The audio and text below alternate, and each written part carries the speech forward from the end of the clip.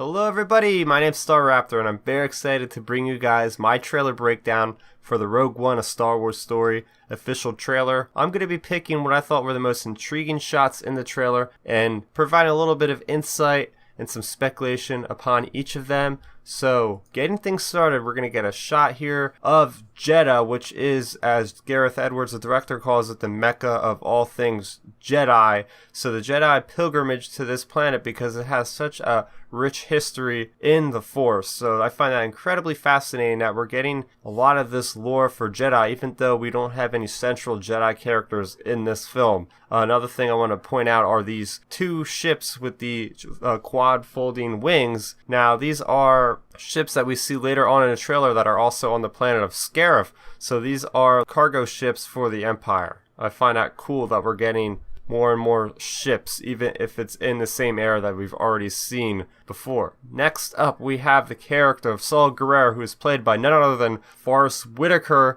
So, you guys that are Clone Wars fans might recognize the name. Yes, that character, Saul Guerrero, was in Clone Wars. He played this guerrilla warfare kind of character that was trained by Anakin Skywalker to fight off the Separatists, and he kept using those tactics to fight then the Empire. And now we see him, he's on the planet of Jedha, and Jyn Erso goes to seek his help because he's in charge of this rebel cell that's been fighting the Empire tooth and nails on this planet for so long. And you see there, his armor is actually sort of a life support system similar to Darth Vader's. So he's been fighting these wars for so long, and he keeps going on. This guy is a complete badass. I can't wait to see him. Next up, we have this really evocative shot of a Star Destroyer hovering in the atmosphere of a planet, which we've never seen before in the original Star Wars live-action films. So we have also in the background what looks like we had in the first shot was that city that's on a plateau in Jedha. So that's a really cool design. You see that tower there. Really like this shot. Next up, we have the character of Mon Mothma, who is played by Genevieve O'Reilly, which was actually the same actress that played the character in a deleted scene in Revenge of the Sith. So I find that awesome that we're getting this return actress, and she looks just like her, and that is Jyn Erso to the right in the foreground there. And Mon Mothma, they're in Yavin. This is the same exact place that they did the Death Star trench run tactics and all. It's really cool to see that continuity. And this is where Jyn Erso gets her mission. Next up is a shot we had from the teaser trailer of the dish being put into the Death Star. So there's no doubt about it, guys. This is all about the Death Star. Right before A New Hope, we got all the Star Destroyers right around there. And, question is this thing going to be fully operational by the end of the movie? We're going to find out. Next up, we have another new ship in the U-Wing. This is for the Rebel Alliance. It's a troop transport. So on the bottom there, you see its hull where it carries all the troops. And on top there, it's got the cockpit that's similar to the X-Wing because this is a ship that's developed by Incom, the same creators of the X-Wing. So what I find very cool about this ship is we finally have our Rebel troop transport. The Empire, they have their troop transports, but we've always only seen like the X-Wings, the A-Wings, and the Y-Wings. How did the Rebels ever get their troops to the ground? Well, this is a ship that does this.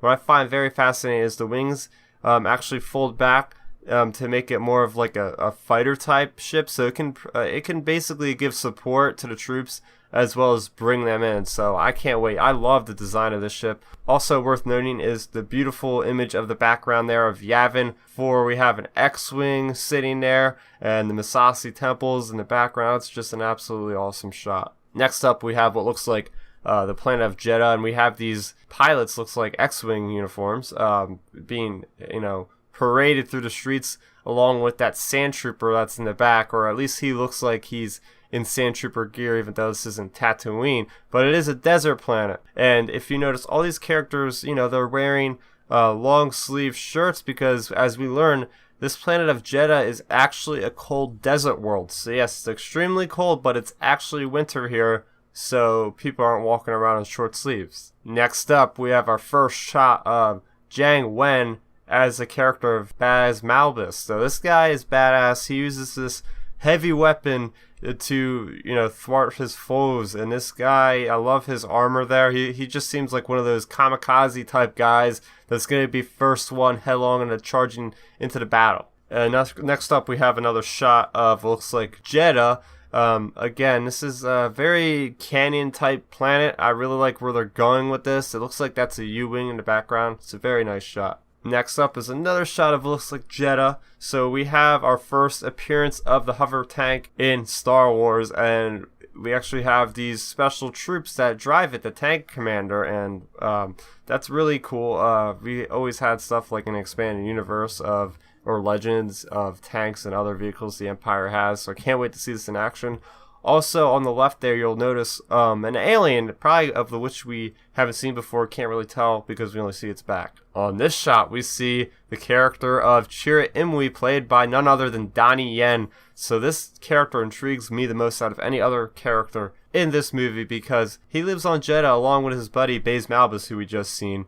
And he's blind, as you can tell, but he actually is, what I want to say, maybe force sensitive, because he can feel the force and that's what guides him along through life, but he's not exactly a Jedi. So you kind of hear it in the trailer how he's like, yeah, I'm not really a Jedi, but I can still feel the force. So I find that fascinating. This is like a Daredevil type character.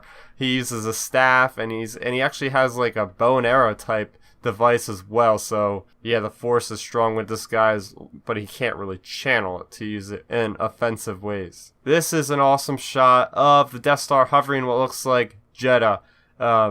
Yeah, as we know, the Death Star has a hyperspace reactor, so it could travel all over where it wants to. There's been some speculation that Jedha might contain what it finally needs to make it operational in the Kyber crystals they need, so we'll find out.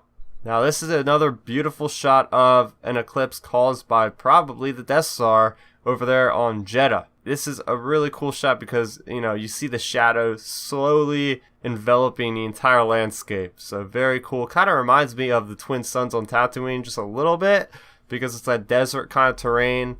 And right there in the background, you see the sun. So that's really cool. And this is our big bad of Rogue One, a Star Wars story. We have the character of director Orson Krennic, played by Ben Mendelsohn. So this guy is in charge of, the Death Star, basically, or not necessarily the Death Star, but the Empire's technology and like their scientific discovery kind of wing, and he always is flanked by these black death troopers, and this guy he looks fierce, like absolutely fierce. He is an ISB agent, so that's why he has the white garb and a really awesome cape. So can't wait to see this guy because he's supposedly going toe to toe with Vader for the appreciation from the Emperor.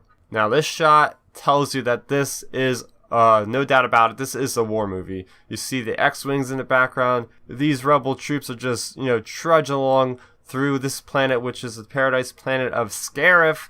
This is going to be a prominent part of this movie. And on this shot, we have a couple characters. We have Captain Cassian Andor on the left there. He's been with the rebels for a while now, and it's his job to kind of keep an eye on Jyn Erso, who is a bit of a rebellious type character.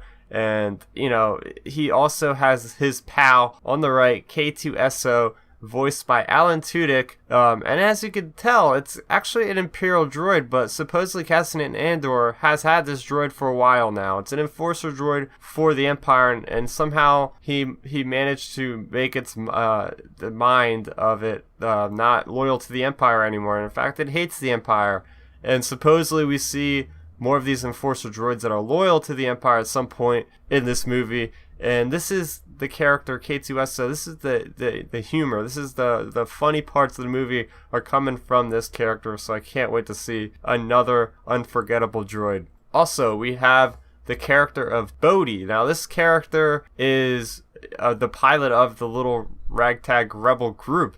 And as you can also tell, he's got an Imperial logo on his shoulder. That's because he used to be working for the Empire, not as a soldier. He used to be like a cargo pilot. So he's kind of like a truck driver, if you will, of the Empire. And he kind of like just fed up one day and just said, "I'm done with the Empire." But he has that badge remaining on his arm to always remember his hate for them and you know, now he's in the Rebels, so we'll see how he does. Next here, this is probably the shot that got me most excited in this entire movie, are the X-Wings in this canyon. I love how they have those lights. Now, we did see the lights in The Force Awakens, but this shot here, it just, you know, very dark. It reminds me of, like, these guys are on a Black Ops mission. I'm thinking it's Jedha with the kind of canyon terrain. I'm not exactly sure, but oh man, I love how they have the X-Wings because this is so close to A New Hope that you can really tell that these movies are connected. Over here we have Baze Malbus on the left using his rocket launcher to take out one of the turrets on an AT-ACT. Yes, that's right. That isn't an AT-AT. This is the next thing from that. It's actually a larger vehicle than the AT-AT, and its purpose is for transporting large munitions and different things. I'm guessing this thing might be carrying a Kyber crystal, a very, very large Kyber crystal that we know is needed to power the Death Star. So I just can't wait to see the guerrilla warfare of these rebel characters. Like, Baze Malbus is completely insane. He's standing right in front of this thing and taking a shot. Like, this guy could be blown away, and he just has the courage to stand in front of this thing and just fight for his life. So I can't wait to see this. It looks so great with the tropical foliage in the background. It's just so good. Next up, we see here is what looks like the U-Wing. Very, very tiny in the foreground there, and just destruction everywhere. I am speculating that this is the Death Star doing its first test shot. Now, we know that the Empire is very confident in A New Hope that their Death Star could destroy Alderaan. So in order to build that courage up, they must have had to use it on another planet before. I'm guessing they use it on Scarif right at the end of the movie, because it looks like Scarif might be the end of the movie. Not entirely sure. Again, I'm just speculating. I don't know anything about the plot. So yeah, what did you guys think? Let me know in the comment section below. Another amazing shot of Jyn Erso charging a TIE fighter. I don't know what it is with these Rebels characters, but they're always running in the wrong direction, in my opinion. Like, don't run towards a TIE fighter. Are you kidding me? Like, this is insane. I mean, I also could think maybe it is Captain Cassian Andor who hijacked the TIE fighter, and Jyn Erso, it looks like she has the plans in her right hand. She might be running and getting into that TIE fighter. I think that would be a really fun experience, because I love that in Force Awakens when they did get in a TIE fighter and were flying that thing around. So really cool. This is a shot that sums up this movie. This movie is just about a group of ragtag rebels that are standing up against the Empire. So we see K2SO, we see Baze Malbus, we see Chirrut Îmwe, and all these awesome looking rebel soldiers. Now, we've only seen rebel soldiers in Empire Strikes Back and in Return of the Jedi, and these guys definitely look more akin to the Return of the Jedi troops on Endor, which I find really cool. So I like that we get this look away from the more powerful Jedi and into the minds of the grunts, basically, in the war against the Empire, the early wars. And finally, this is the last shot here of none other than Darth Vader. And this is all we need, is like a half-second shot of Darth Vader, because we know he's in this movie, but he's not going to be a very prominent role. I think the main villain, the main antagonist of the Rebels will be director Orson Krennic, but Darth Vader should be in this film because we see him chasing the plans in A New Hope. So, you know, how much of a part is he going to play in this? Is he going to wipe out all the rebels? Because obviously, where are they in A New Hope?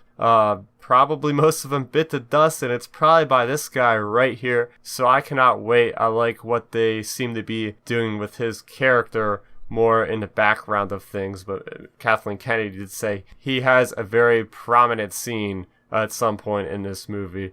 But guys, that is going to do it for my trailer breakdown for the Rogue One, A Star Wars Story official trailer. Let me know what you thought down below in the comment section. Also, I did a reaction of me watching the trailer, so be sure to watch that. And thanks for watching. Bye-bye. Did you enjoy this video? Then make sure you go ahead and hit that thumbs up symbol. And if you like this video, make sure you hit that subscribe button down below. Subscribing to my channel will help me out, and it helps you guys out, keeping up to speed on all my latest content. Speaking of which, you can catch my weekly Star Wars show down over there. You can see a recent review I've done over there, and you can follow me on social media, Twitter @StarRaptor, as well as Facebook.com/StarRaptor.